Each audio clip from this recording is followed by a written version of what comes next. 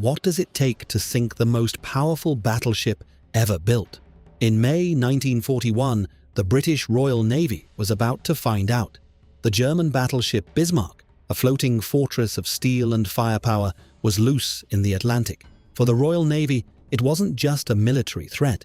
It was a symbol of Nazi power that had to be destroyed at any cost. This is the story of how Britain's greatest naval hunt ended with one of the most dramatic battles of World War II.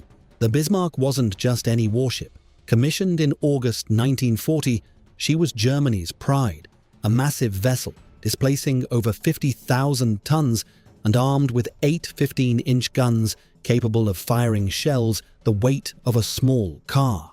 Her armor was nearly impenetrable, designed to withstand punishment from any ship afloat. German propaganda touted her as unsinkable, and for good reason. She represented the pinnacle of German naval engineering, a weapon designed to break Britain's lifeline across the Atlantic. In May 1941, the Bismarck embarked on Operation Rheinübung, a mission to raid Allied convoys in the Atlantic. Accompanied by the heavy cruiser Prince Eugen, she slipped through the Denmark Strait between Greenland and Iceland. British intelligence had been tracking her movements, and the Royal Navy scrambled to intercept. What followed would become one of the most intense naval pursuits in history. On May 24th, the British battlecruiser HMS Hood and the battleship HMS Prince of Wales engaged the Bismarck in the Denmark Strait. The Hood was Britain's largest warship, a symbol of naval supremacy for over 2 decades. But within minutes of opening fire, disaster struck. A shell from Bismarck penetrated Hood's ammunition magazine, causing a catastrophic explosion. The ship broke in two and sank in less than 3 minutes. Of her crew of 1,418 men, only 3 survived. The loss sent shockwaves through Britain. If the Hood could be destroyed so easily, what chance did the rest of the fleet have? But the battle hadn't been entirely one-sided. Prince of Wales managed to land several hits on Bismarck before retreating, one of which ruptured a fuel tank. It seemed like minor damage at the time, but it would prove fatal. The Bismarck was now trailing oil, leaving a visible slick across the ocean. More critically, she'd lost access to a significant portion of her fuel supply. Admiral Gunther Lütjens, commanding the operation, made a crucial decision: abandon the mission and head for occupied France to repair. The British Admiralty wasn't about to let her escape. Prime Minister Winston Churchill personally issued the order: sink the Bismarck. Every available ship in the Atlantic was redirected to hunt her down. The aircraft carrier HMS Ark Royal, battleships King George V and Rodney, cruisers and destroyers all converged on the chase. For over 30 hours, British forces tracked the damaged battleship across hundreds of miles of open ocean. But on the night of May 25th, contact was lost. The Bismarck had vanished into the vast Atlantic. British commanders faced a nightmare scenario. If Bismarck reached the protection of German U-boats and air cover off the French coast, she'd be nearly impossible to attack. Fuel was running critically low on many British ships. Some would soon have to break off the pursuit. Time was running out. Then, on the morning of May 26th, a Catalina flying boat spotted an oil slick. Following it, the pilot found the Bismarck, still making for France, but moving slower than expected. The hunt was back on. The Royal Navy's plan was desperate, but brilliant. They needed to slow Bismarck down before she reached safety. The only weapon capable of doing that was the Fairey Swordfish, a biplane torpedo bomber that looked like it belonged in the previous war. Slow and fabric-covered, the Swordfish seemed laughably obsolete compared to the mighty Bismarck. But on the evening of May 26th, 15 Swordfish launched from HMS Ark Royal in terrible weather conditions, flying through storms and anti-aircraft fire to attack the German giant. Most of their torpedoes missed or caused minimal damage, but one torpedo, just one, struck Bismarck's stern. By sheer chance, it jammed her rudder, locking it at a sharp angle. The massive battleship, built to withstand the heaviest shells, was now crippled by a single lucky hit from an obsolete aircraft.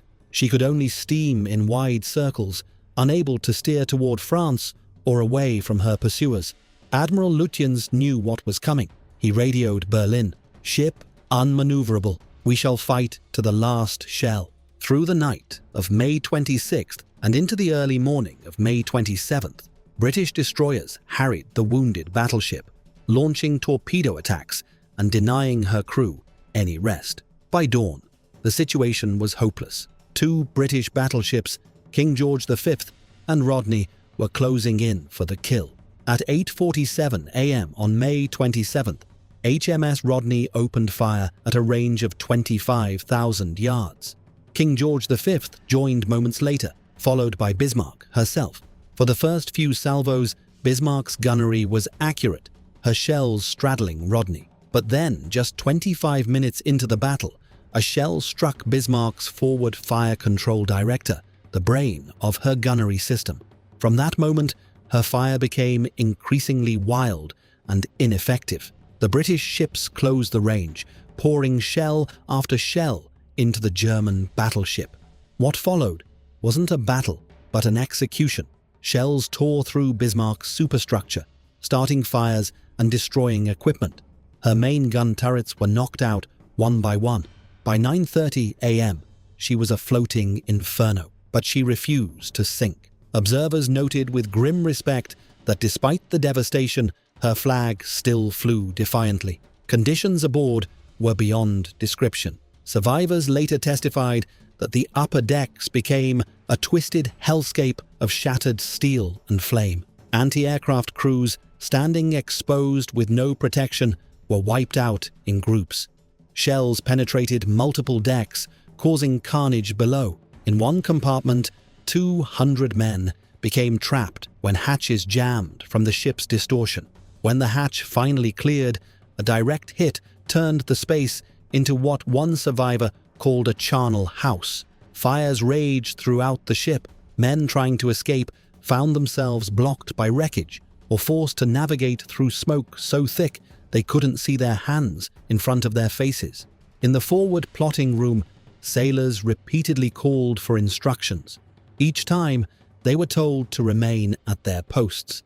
Finally, when water began flooding in, they abandoned the compartment on their own initiative. As they passed the armored bridge, they found it red hot from fires. Throughout the ship, discipline began to collapse. Some officers reportedly shot men who refused orders. Others committed suicide. Yet pockets of resistance continued. One turret kept firing until the very end, even as the ship listed heavily to port. By 10 a.m., all of Bismarck's main guns were silenced. Her secondary armament fired sporadically for another 10 minutes before it too fell silent. She was nothing more than a burning wreck, yet she still floated. The British had fired hundreds of shells at point-blank range, some from as close as 3,000 yards, but Bismarck's armor belt remained largely intact. Her engines, remarkably, still functioned. It was clear that gunfire alone wouldn't sink her quickly enough. At 10:22 a.m., the British ceased fire and called in HMS Dorsetshire to finish the job with torpedoes. As the cruiser maneuvered into position, something remarkable happened aboard Bismarck. According to survivors, a scuttling party activated explosive charges placed throughout the ship earlier. They opened flooding valves and watertight doors, ensuring the ship would go down. Whether the British torpedoes or German scuttling actually sank the Bismarck remains debated to this day.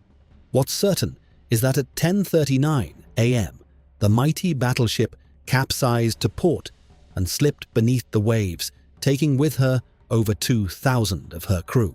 Rescue operations began immediately, but after only an hour, a suspected U-boat sighting forced British ships to abandon survivors still in the water. Of Bismarck's crew of over 2,200 men, only 114 were rescued by British ships, with another small number picked up by German vessels days later. The few who survived described a scene of horror: men swimming through thick oil, massive seas washing sailors away, and exhausted swimmers unable to hold onto rescue lines. The sinking of the Bismarck marked a turning point. Germany's surface fleet would never again pose a serious threat to Atlantic convoys.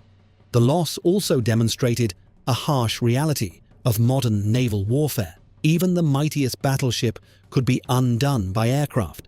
That single torpedo from an obsolete swordfish had sealed Bismarck's fate more effectively than the massive guns of 2 battleships. Within months, Pearl Harbor would reinforce this lesson with devastating clarity. The Bismarck's brief career lasted just 8 days of operational sailing.